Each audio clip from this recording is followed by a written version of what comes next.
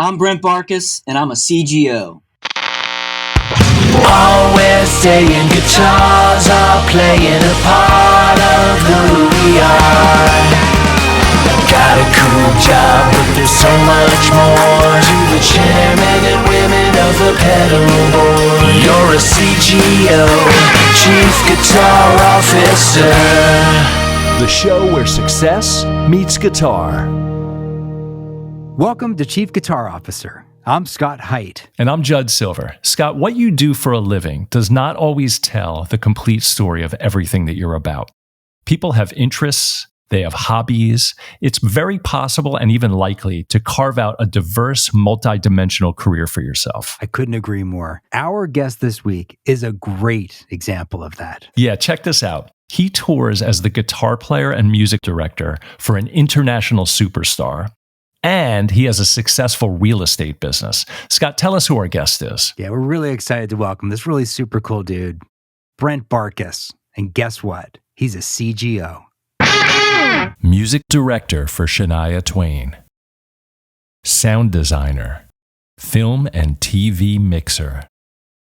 Bringing a little rock and roll to real estate. CGO, Brent Barcus. Welcome to Chief Guitar Officer. Man, my pleasure. Thanks for having me. It's an honor to be here. Appreciate it. Great to see you, man. Brent, what are you up to today? What's going on there today? Today?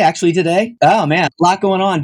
I'm mixing an EP for a buddy of mine that's got a really cool band in Missouri. And so he occasionally sends me records to work on. So I'm mixing his EP right now, which is fun. We're mixing it in stereo and Atmos, so it's a lot of fun. And on a break from Vegas, I've been back and forth with Shania there, so on a little break. So it's nice to be home in the studio. So I'm sure there's always multiple projects going on. Yeah, and so I work for networks too. So I have freelance contracts with, sometimes, and they kind of go in 6-month increments. So I might be with Warner Brothers or Paramount. And what we do is I kind of help with their heavy lifts in certain times of the year when their media is really heavy. They bring on freelancers to help kind of carry the weight with their, a lot of it's short form content, but we mix and sound design all of their like commercials and branded content for networks. So I do that as well. So yeah, never know. Every week is a little different here in the studio or if I'm on the road. So it kind of is just, week to week around here, with teenagers, it gets a little hectic, but it's fun. So is touring with Shania a constant thing? I mean, I assume it's periodic. You go back and forth. Take us through the highlights, the backstory of the career. Yeah, thanks so much. Well, I go way back. I'm an old guy. Let's see. I came to Nashville like in the early 90s. I went to a school called Belmont College, which is now an amazing university. Studied music there. And really, my goal and dream was to be a sideman to the stars, if you will, or a session musician and player, touring performer. And yeah, so I just happened to kind of luck into a great dorm of amazing musicians who ended up being kind of the 90s musicians in Nashville, whether it was in the studio or live. And we all just kind of like heard about, gigs that were going on, and we're recommending each other and producers and future entertainment executives, that kind of thing here in town. So kind of snowballed from there. So anyway, I ended up meeting a producer in the 90s named Mutt Lange. He's a rock and roll producer. And I got recommended for, he was producing this new female artist. And so I submitted a tape and up to New York. They had management up there. And she kind of fell in love with what I did on stage and started having me out. And we started I auditioned on TV, actually. Jay Leno was my first audition ever. Oh, man. And we spent all day rehearsing one song with Mutt and played that show. And from there, that just kind of stuck around. They kind of kept me around, which was fun. So, but I took a break. I took a long break. My wife and I wanted to have kids. So I got off the road after about 15 years on the road and had a family. And then she, out of the blue, called me last year and said, "Hey, do you want to come back and be music director and put our show together in Vegas and then the Europe show?" So I've been doing that with her. Great. So it's a great. I know in Nashville, the separation between studio and touring. Did you get to participate in any recording as well? Did you work with Mutt Lange? Yeah, we didn't do any of the. So you didn't. Okay. Came on right after "Come On Over" was recorded. Okay. So, but I played on a lot of records. It was more like smaller country albums. Got it. Okay. Production demos and. But honestly, my heart was on the stage. I perform. I love to play live. My studio work is more just kind of on projects that I'm doing here. If TV stuff, film. So yeah. But when I'm with her, I'm pretty much either overseeing the band rehearsals, the production stems, everything that goes into the live show. If it was nearly 20 years between the last time you went out and played like that with her, Did your gear setup change dramatically? That's super fascinating. It's totally started over. I mean, the technology, and I've kept up just because of the studio work. I've kept up with a lot of this amp sims, and I basically on a lot of stuff I do here. A lot of times I'll just plug directly into my audio interface, and there's so many great things going on in the box. But still have my amps. I still got Matchless and Marshall. We used all the heads back then. I had I had a country rig and a stereo pop rig because everything was a hybrid. Some of the songs I was doing the Brent Mason thing, so it was like pedals in front of the Matchless, and then other songs it was the stereo Marshall with all the post effects, wet, greasy Lukather Huff thing. So all of that was that was a major rig, but it was all direct, which was cool back then. He didn't like speaker cabs, so we were doing kind of the Def Leppard thing. We were using the Palmer speaker simulators and going direct, but it was all tubes in front, which worked great for the ears and everything. But yeah, now I was like, okay, how are we going to pull this off? I remember those days. She wants a clean stage. She wants no floorboards, no patch changes. So all that needs to be done by the computer. So I built 2 guitar rigs with Fractals. We used the Axe FX-IIIs. I spent 2 months in the studio here creating every patch for the show in the studio along with the production stem. So I knew all the sounds were going to be great before we even went to the venue for like production rehearsals. I guess we could have gone amps, but I just thought for flying back and forth to Europe, and I just thought no tubes. All my buddies were like, man, you can't go wrong with, some guys were using Kempers, some were using the Axe FX-IIIs. I thought, and I had a good relationship with the Fractal guys. I thought, I'm going to give this a shot. Can you just take us what led you to the real estate gig? Real estate is really more of a long game for me. It's a creative, something my wife and I do. We're passionate about investments, and, as a creative and somebody that's always been a 1099 employee, if you will, self-employed, I've always been fascinated with real estate, and my dad was in it growing up. So I think it's kind of in the blood. Grew up in it in Missouri. My dad was commercial real estate. So it's something we've always done, either flipping or, rentals, and then got into more of the long-term holds. And so kind of combined the two worlds, because I've found that as I just slowly talk about it and do it, I've got other creative friends, whether it's people in the tech industry or music and, film, they all are interested in real estate. Hey, how can I get involved? So it's kind of like, hey, I'm rock and roll in real estate, while I'm doing these awesome creative gigs, why not share what else I'm, interested in? And people seem to want to invest as well. So kind of snowballed that way. Any current projects going on that you want to talk about? We're buying 150 apartments in Chattanooga right now. And we've got about 650 units right now that we own. So that's been good. Okay. And what we do is it's fun. It's basically a vehicle for anybody that is just looking to wants to invest in real estate passively.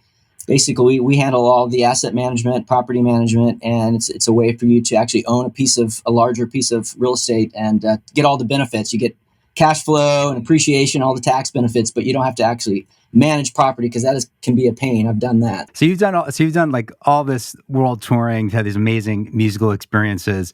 Obviously, still doing things in your home studio.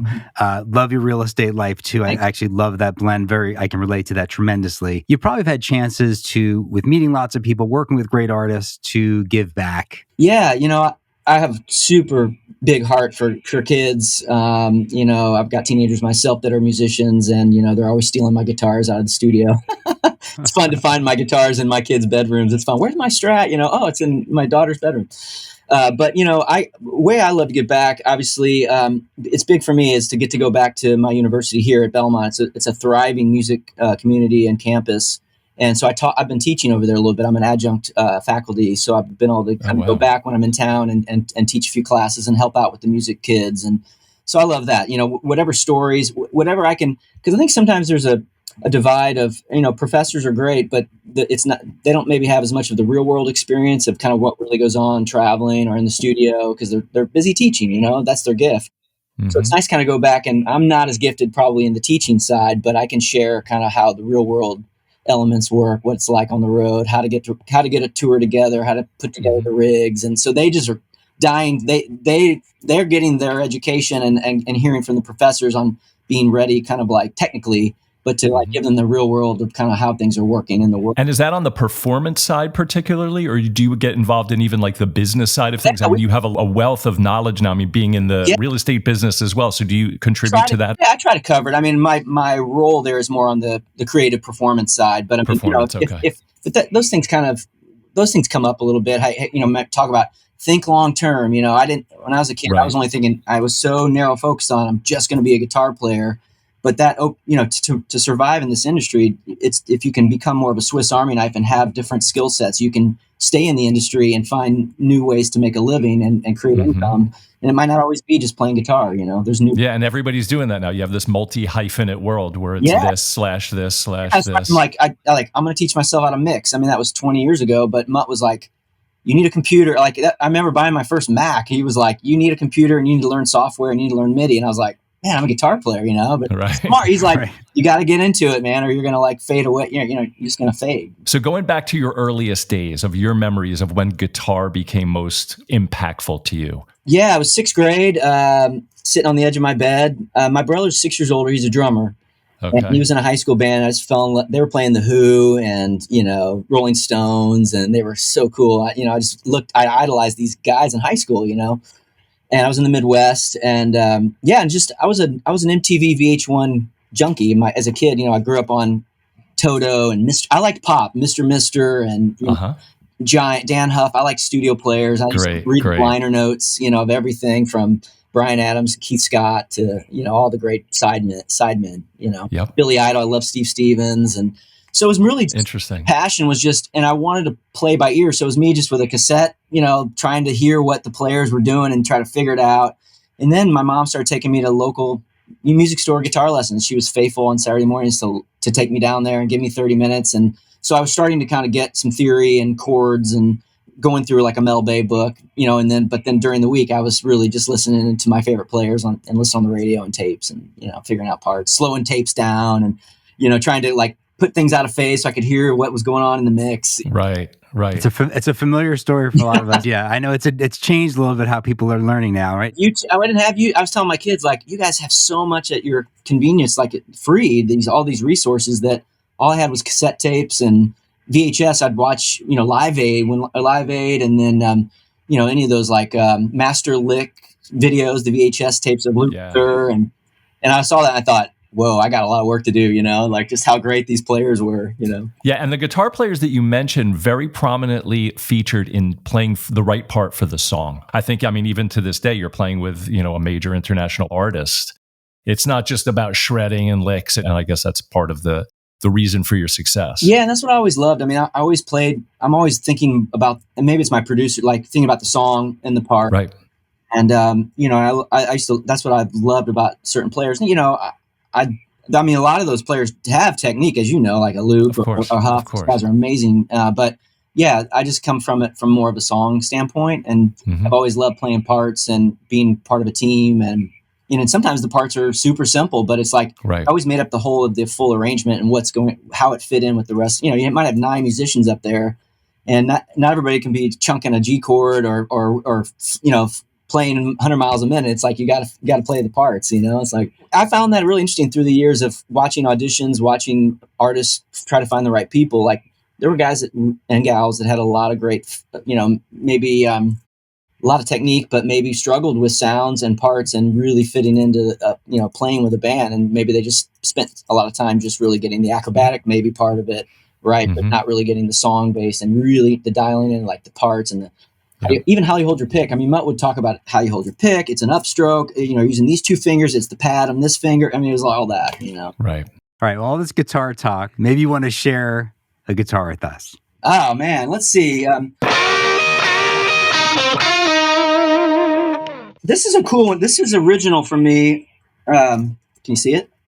Yeah. So this has been with me. It's just a 70s Fender body with a Warmoth neck. I bought it from, I don't know if you guys know Dave Phillips. He owns LA's Sound Design. They build all the rigs in LA for he's done Prince, he's done Joe Perry, does rigs for all the celeb guitar players, wires all the pedals and the racks. We went to Belmont together. He was in the dorms with me. Oh, wow. And I bought this from him maybe in 90 or 91. It's a Jim Tyler's one of his early builds. Oh, yeah. It's got the mid boost. So it's got hot stacks and a JB and then but it's just amazing neck, small. I don't have huge hands. And that's a vintage trem on there? Or this is a Wilkinson, one of their. Oh, cool. Yeah, but it doesn't have a locking. Okay. And it's just it can do anything with the humbucker. if I go to one, if I only could take one guitar, like, you know, to Shania, I think I can pretty much I can play some Les Paul sounding stuff. You know, I can get the ZZ Top thing with my fingers, and then I can play all this jangly stuff if I need to with the hot stacks. And what's the neck like on that? Is it very 60s kind of tailored, the way it's thin, yeah. And I've worn it down, like it's worn out, but nice. But it just feels great. It's super. I like small necks. I'm not a baddie, big wide too often, but it's live, and it's taken a beating, but this has been on every gig with me since 1992. Awesome. I mean, it only comes out on, I feel like a few really massive iconic songs, but it's a great one.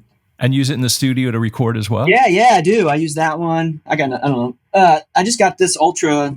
I needed a Tele again for some of the country stuff with her, but this is a fun Ultra new I got from Fender. It's pretty cool. Very cool. Yeah. Nice guitar. I love these. I didn't grow up playing Tele. I went to school with Brad Paisley, Belmont, and those guys, that grew up like just it's in their blood to play Tele, So it's pure Tele all the time. Oh man, Brent Mason, I just love it. I'm always kind of working on my Tele chops just to stay current with just playing parts. I gotta know it. So where do people find you? I mean, to hear about maybe even some of the real estate projects you're working on, if you want to plug any of that, but also obviously the music stuff. Yeah, so kind of you. Thanks. On the music stuff, I don't have a website right now, but you reach out to me. I'd love to chat, talk about projects. My email is brent@i65sound.com. I65, letter I65sound.com. I'm on all the socials at Brent Barcus, Instagram, Facebook, LinkedIn. And then the real estate is I65capitalinvestments.com. I think it's really awesome to see somebody so well-versed in being a great musician, right? You obviously have the chops, and you've been doing this for a long time, and then doing stuff independently, and then having this business side. I appreciate it. Well, I think when you have kids, when you have a family, it's like, okay, how am I going to wisely make all this work, And I love the creative. I love music and working in the studio. But sometimes, it's just nice everybody has different interests, and, it's just something I grew up around. So with a dad that was in it, it's kind of like, okay, I'm passionate about it. So just kind of keep moving forward and enjoy it. So. And you're doing a great job of putting those things together successfully. Thanks. So thanks for being on the show. You've been a terrific guest, and we're really happy to talk to you. Thanks, guys. Really happy to be on. And please, anybody that wants to hear this and wants to reach out, I'd love to chat. Thanks. That's our show. Thanks for watching. And remember to like and subscribe to our channel. Check us out on all the socials at Chief Guitar Officer. And we want you on the show. Go to chiefguitarofficer.com, look for the section called You're a CGO, send us your video, and be featured on a future episode, just like this. I'm Billy Connolly. I run Engines of Imagination here in Vancouver, British Columbia. This is my PRS Mark Holcomb SE 7-string, and I am a CGO.